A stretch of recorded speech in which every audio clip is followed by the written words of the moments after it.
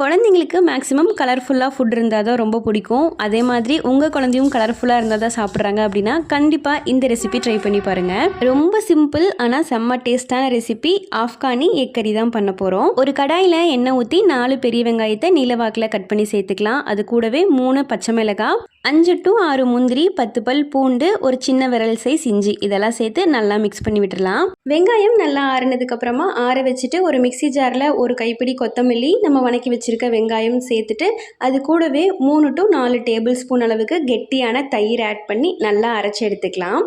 இன்னொரு கடாயில் எண்ணெய் ஊற்றி பட்டை, கிராம்பு, ஏலக்காய், கல்பாசி, கொஞ்சமாக சோம்பு இதெல்லாம் சேர்த்துட்டு நம்ம அரைச்சி வச்சிருக்க விழுதையும் சேர்த்து நல்லா மிக்ஸ் பண்ணி விட்டுடலாம். 2 ஸ்பூன் கொத்தமல்லி தூள், 1 ஸ்பூன் மிளகாய் தூள், 1/2 ஸ்பூன் மஞ்சள் தூள் சேர்த்துட்டு தேவையான அளவு உப்பும் சேர்த்து நல்லா மிக்ஸ் பண்ணி விட்டுடலாம். மசாலா ஒரு சைடில் வெந்துட்டு இருக்கட்டும். இன்னொரு கடாயில் எண்ணெய் ஊற்றி மஞ்சள் தூள், மிளகாய் தூள், உப்பு சேர்த்துட்டு வேக வச்சிருக்கிற முட்டையை நல்லா கீறி விட்டுட்டு அது கூட சேர்த்து நல்லா மிக்ஸ் பண்ணி விட்டுடலாம்.